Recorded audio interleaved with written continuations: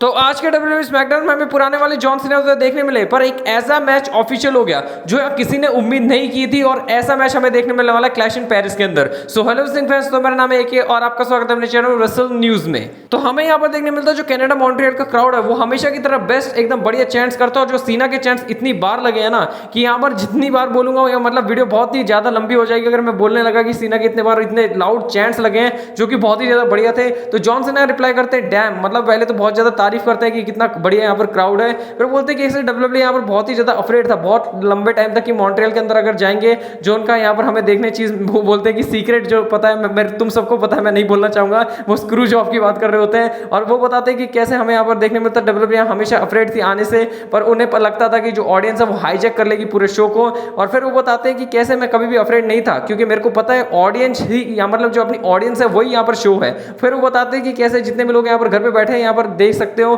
कितना फील कर सकते हो कि कितनी बढ़िया यहाँ पर क्राउड है, तुम्हें भी यहाँ पर होना चाहिए था। यहाँ जॉन सीना एक और तारीफ करते हैं क्राउड की। फिर बोलते हैं कि कैसे जितने भी लोग हैं तुम्हारी जो एनर्जी है वो इतनी खतरनाक है कि कोई भी यहाँ पर डरेगा क्यों नहीं डरेगा, जो अपना सिंक मतलब जो गाना है वो गाने लग जाता तो और भी ज्यादा बढ़िया चीज हो जाती है। फिर यहाँ जो क्राउड है वो गाना गाने लग जाता है। फिर बताते हैं कि कैसे जॉन सीना बोलते हैं कि कैसे मैं कभी भी अफरेड हो सकता हूँ पर तुम लोगों ने मेरे को एक चीज सिखा दी है कि कैसे जो सारी चीजें कभी भी हमेशा के लिए नहीं रहती है। फिर ये चीज यहाँ बताते हैं स्क्रू जॉब को यहाँ पर रिलेट करके बताते हैं कि हमेशा सेम चीज नहीं रहती है, तो वो अपनी बात करते हैं। फिर बोलते हैं कि कैसे तुम लोगों ने मेरे को बहुत ही ज्यादा मेमोरेबल मूवमेंट्स दिए, यहाँ पर सीना के चैंट्स लग रहे होते हैं, थैंक यू सीना के चैंट लग रहे होते हैं। उस पर रिप्लाई करके बोलते हैं कि कैसे तुम लोगों ने 2 डेकेड्स के अंदर मेरे को इतने बड़े बड़े यहाँ पर मूवमेंट्स दिए और तुम लोगों ने यहाँ मेरे को बहुत सारी चीजें यहाँ सिखाई हैं। फिर यहाँ बताते हैं कि कैसे मेरे को पता है जब यहाँ से मैं लेफ्ट कर जाऊंगा तो यहाँ डब्ल्यूडब्ल्यूई वापस से मूव ऑन होगी और तुम सब मेरे बारे में यहाँ पर भूल जाओगे। तो यहाँ पर जो क्राउड है यहाँ चैंट करने लगता है नो नो नो, यहाँ पर कहने का मतलब यहाँ पर कोई भूलने नहीं वाला। भाई जॉन सीना की लेगेसी कौन ही भूल सकता है अगर जिसने डब्ल्यूडब्ल्यूई अच्छे से देखी होगी, और ना देखी होगी तब भी यहाँ जॉन सीना को जानते हैं अच्छी तरीके से। और फिर उसके बाद यहाँ पर बताते हैं कि कैसे मेरे को पता है मैं यहाँ बहुत ज्यादा अफरेड हूँ,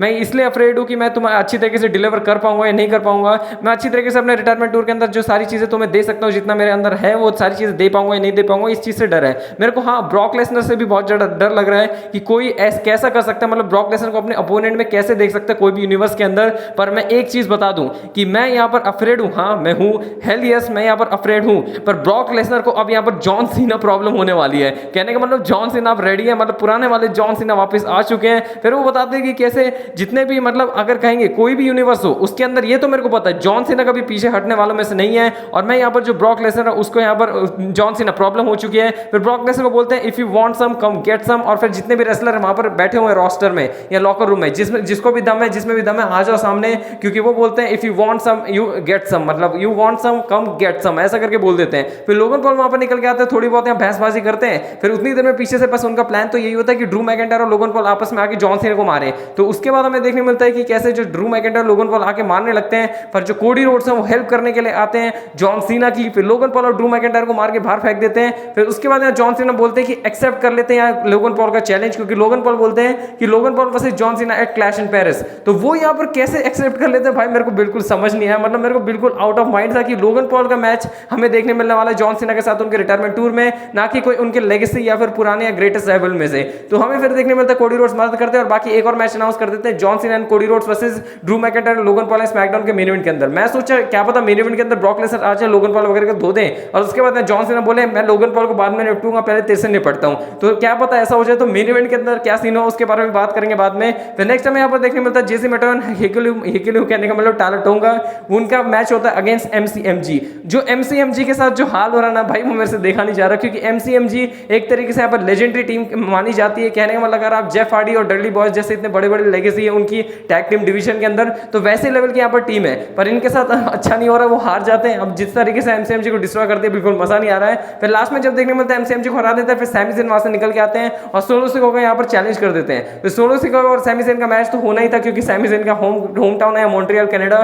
तो यहाँ पक्का होने थे सैमी ज़ेन, और उनका मैच भी हुआ सोलो सिकोा के साथ। तो मैच के अंदर बात करें तो जो टाला टोंगा है टोंगालो और जेसी मेटो है रिंग साइड पे खड़े हुए थे, बार बार डिस्ट्रैक्ट कर रहे होते हैं, पर जो डिस्ट्रैक्शन है सैमी ज़ेन के काम नहीं आती है। मतलब इतनी बार यहाँ डिस्ट्रैक्ट किया, कभी टाला टोंगा आके मार रहे, कभी जेसी मेटो मार रहे हैं, पर सैमी ज़ेन को बिल्कुल फर्क नहीं पड़ रहा। सैमी ज़ेन का पूरा फोकस होता है यहाँ सोलो सिकोा के ऊपर, वो सोलो सिकोा के यहाँ पर पूरे बारे में सोच रहे होते हैं। एंडिंग की अगर हम बात करें तो एंडिंग में हमें ये देखने मिलता है जो डिस्ट्रैक्शन है वापस से होती है, और इस बार यहाँ पर जो सोलो सिकोा अच्छी तरीके से सक्सेसफुल हो जाते हैं या सैमी ज़ेन को डाउन करने में। फिर उसके बाद जब हमें समोन स्पाइक की तरफ जाते हुए दिखते हैं तो समोन स्पाइक यहाँ पर नहीं लगा पाते हैं, जो सैमी ज़ेन है यहाँ पर रोल डाउन कर देते हैं। रोल अप करके यहाँ पर जो विक्ट्री है वो स्टील कर लेते हैं और सैमी ज़ेन ने यहाँ पर सोलो को हरा दिया है। तो सैमी ज़ेन को सीरियस लेने की जरूरत है क्योंकि कैरन क्रॉस को भी लगातार हराया है, जो कि फैन फेवरेट चल रहे हैं। तो वर्ल्ड हेवीवेट चैंपियनशिप के पिक्चर में जरूर जाने वाले हैं, सोलो को हरा के वहां से चले जाते हैं। और ये क्राउड तो उनका था वही होम टाउन वाला, बहुत ही बढ़िया वाला यहाँ पर जो रिएक्शन है वो मिलता है। फिर उसके बाद हमें देखने मिलता है Charlotte Flair and Alexa Bliss आती है, WWE women's tag team champion होती है अपनी, दोनों आती हैं सेलिब्रेट करने के लिए। और बाकी जो इनकी केमिस्ट्री चल रही है ना भाई, बहुत ही ज्यादा बढ़िया चल रही है। एक तो एलेक्सा ब्लिस का बर्थडे होता है और एक जो चैंपियनशिप कांग्रेस मतलब जो सेलिब्रेट है वो भी करना चाह रहे होते हैं, तो दोनों प्रोग्राम एक ही साथ रखे। और एक बढ़िया चीज होती है, पहले तो जो केक में वो शार्लेट फ्लेयर लिखा होता है कांग्रेचुलेशन, छोटा सा एलेक्सा ब्लिस लिखा होता है, और हैप्पी बर्थडे भी थोड़ा छोटा सा लिखा होता है, यहाँ दिखाया नहीं ज्यादा। फिर उसके बाद बोलती है मेरे पास एक और गिफ्ट है, एक गिफ्ट तो केक होता है, दूसरा गिफ्ट होता है यहाँ पर एक चार्ली करके जो शार्लेट फ्लेयर की ढॉल हो जाती है, और यहाँ पर जो लिली है वो एलेक्सा ब्लिस की ढॉल होती है, वो एक और चीज देते हैं। फिर बोलते हैं कि कैसे तू मेरे को हक कर सकती है। फिर जब हक करने जा रही होती है एलेक्सा ब्लिस, तो उतनी देर में चेल्सी ग्रीन आती है। फिर चेल्सी ग्रीन और यहाँ शार्लेट फ्लेयर बोलती है मेरे को लगता है एलेक्सा ब्लिस तेरे लिए एक और यहाँ पर गिफ्ट है, और वो गिफ्ट है कि मैं यहाँ चेल्सी ग्रीन के एस बजाऊं। फिर उसके बाद हमें देखने मिलता है सीधा वहाँ निकोल डिस आते हैं। फिर एक स्पेशल गेस्ट रेफरी हमें देखने मिलता है जो कि एलेक्सा ब्लिस के लिए था स्पेशली। तो यहाँ पर पूरी तरीके से एलेक्सा ब्लिस के होने सारी चीजें की गई थी। और मैच की बात करें तो हमें देखने मिलता है चेल्सी ग्रीन और शार्लेट फ्लेयर का मैच यहाँ पर ठीक ठाक हमें देखने मिलता है। और एंडिंग है वो यहाँ पर और भी ज्यादा बढ़िया होती है, जब हमें देखने मिलता है जो केक है वो बीच में आ जाता है, मैच के यहाँ रख दिया जाता है। और जब यहाँ चेल्सी ग्रीन उस चीज से मारने जा रही होती है, तो उसी में केक में यहाँ पर चेल्सी ग्रीन का मुंह लग जाता है। और जब चेल्सी ग्रीन का मुंह पे यहाँ केक लगता है, फिर उसके बाद हमें देखने मिलता है जो शार्लेट फ्लेयर है अपना जो फिनिशर है वो लगा देती है, और अपने आप फिनिशर यानी कि अपने जो फिंगर लॉक है, फोर फिंगर लॉक यहाँ पर हमें देखने मिलता है उसमें फंसा देती है। फिर उसके बाद चेल्सी ग्रीन के पास कोई मौका था नहीं, पहले उनके मुंह पे केक लगा हुआ था और ऊपर से यहाँ सबमिशन मूव भी डाल दिया था शार्लेट फ्लेयर ने। फिर यहाँ टैप आउट कर देती है चेल्सी ग्रीन, और यहाँ पर एलेक्सा ब्लिस और शार्लेट फ्लेयर लास्ट में यहाँ पर जो अपनी विक्ट्री है उसे सेलिब्रेट कर रही होती है। फिर बैक स्टेज एक बढ़िया वाला सेगमेंट होता है नेक्स्ट, यहाँ देखने मिलता है आर्थर हमें देखने मिलता है जॉन सीना होते हैं। दोनों एक दूसरे को ऐसे देख रहे हैं जैसे मिरर के सामने खड़े हैं, दोनों आपस को एक मतलब सेम टू सेम ऐसे रिएक्ट करते हैं। पहले ऊपर से नीचे देखते हैं, फिर हाथ राइट वाला उठाते हैं, लेफ्ट वाला उठाते हैं, दोनों एक साथ उठाते हैं। और फिर उसके बाद यहाँ पर हमें देखने मिलता है जॉन सीना बहुत ही फनी वे में बोलते हैं कि कैसे वो बंदा पागल सा था, मतलब वो जितने भी चीजें उन्होंने की ना, वो ब्रसल्स के अंदर जो उनका किड था, फैन किड था, उनको यार रुलाया था, और बहुत सारी जितनी बकवास चीजें जॉन सीना ने हील टर्न में की, वो सारी चीजें आर्थर के नाम पे ठोप देते हैं। और फिर उसके बाद यहाँ पर बोलते हैं कि अच्छे से रहना, मतलब बहुत ही ज्यादा फनी सेगमेंट था। यहाँ जो जॉन सीना सारे का सारी जो चीजें वो आर्थर के ऊपर थोप देते हैं और बोलते हैं कि तू भी यहाँ पर थोड़ा सा वियर्ड बिहेव करने लग गया था, मतलब जो आर्थर का जो काम वो करते हैं वो जॉन सीना ने आज किया। और यहाँ पर फिर आर्थर ये बताते हैं उससे पहले कि कैसे तुम बैक वापस से पुराने वाले जॉन सीना आ गए हो, तो मैं बहुत ज्यादा खुश हूँ, और मैं भी अब वापस से बैक आने वाला हूँ। कहने का मतलब जो रॉन गिलेक्स वाला जो कैरेक्टर था वो बस यहाँ तब तक था जब तक जॉन सीना यहाँ पर हील थे, अब वापस से हमें आर्थर देखने मिलने वाले हैं। और यहाँ पर आर्थर भी कंफ्यूज होते हैं कि सारी की सारी जो चीजें उसने की है मेरे ऊपर की ठोप दी।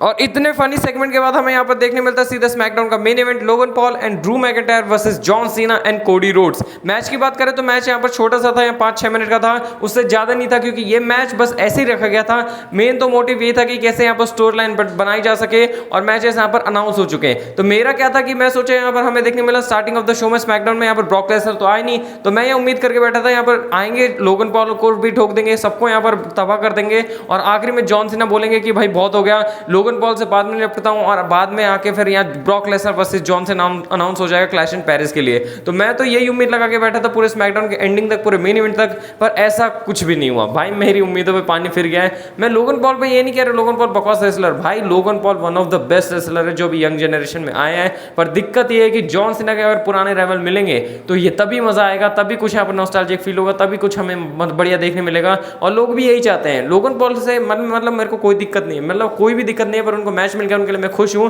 पर अगर Brock Lesnar, Edge style, Roman Reigns ऐसे मैचेस हमें देखने मिल जाते तो मजा आ जाता। और जिस तरीके से यहाँ पर डेट्स कम पड़ रही हैं, मैचेस बाकी जो बचे हुए हैं उनके भी चांसेस कम है होने के। मैच की एंडिंग की बात करें तो हमें देखने मिलता है लो ब्लो मार के यहाँ पर जो डिस्क्वालिफिकेशन की वजह से मैच एंड हो जाता है, जॉन सीना को लो ब्लो पड़ता है। फिर उसके बाद ड्रू मैकिंटायर बुरी तरीके से यहाँ पर कोडी रोड्स को तबाह कर देते हैं, क्लेमोर मार देते हैं, और एक बार अनाउंस टेबल के नीचे यहाँ पर देखने मिलता है एक और क्लेमोर मार देते हैं। फिर टाइटल जब उनके हाथ में आती है तो एकदम बहुत ही खतरनाक वाला पॉप मिलता है। तो ड्रू मैकिंटायर कोडी रोड्स के लिए जा रहे हैं और लोगन पॉल जॉन सीना के लिए जा रहे हैं। तो दो मैचेस यहाँ पर अनाउंस होते देखने मिलने वाले हैं, एक तो ऑफिशियल अनाउंस हो चुका है और ड्रू मैकिंटायर और कोडी रोड्स का भी जल्दी अनाउंस होता दिखेगा। तो मैंने तो अपने थॉट्स यहाँ पर बता दी जॉन सीना और लोगन पॉल के मैच के ऊपर मेरे क्या थॉट्स हैं, मैं क्या सोचता हूँ इस मैच के बारे में। बाकी अपडेट्स वाली वीडियो में और भी बहुत सारी चीजें कवर करेंगे कि ब्रॉक लेसनर किधर थे और ये मैच हमें क्यों अनाउंस होता हुआ दिखा। और ड्रू मैकिंटायर यहाँ पर फाइनली यहाँ वापस से आ चुके हैं वर्ल्ड टाइटल की पिक्चर में, जो कि बहुत ही बढ़िया न्यूज है। और मैंने पूरे स्मैकडाउन को अच्छी तरीके से एक्सप्लेन कर दिया। बाकी ऐसे इंटरेस्टिंग न्यूज अपडेट रूमर्स और सारी शो के हाइलाइट देखने के लिए चैनल को सब्सक्राइब करके ट्यून रखें, क्योंकि बहुत ही ज्यादा बढ़िया बड़ी चीज आने वाली है। और जॉन सीना के कुछ आखिरी डेट्स बची हैं, तो चैनल को सब्सक्राइब करके रखें। जॉन सीना के सारे जितने भी रिटायरमेंट टूर के बीच में जितनी भी सारी चीजें होंगी, सारी चीजें अच्छे से आपको जानने मिलेंगी और बाकी अच्छा कंटेंट देखने मिलेगा। तब तक के लिए take care and good bye.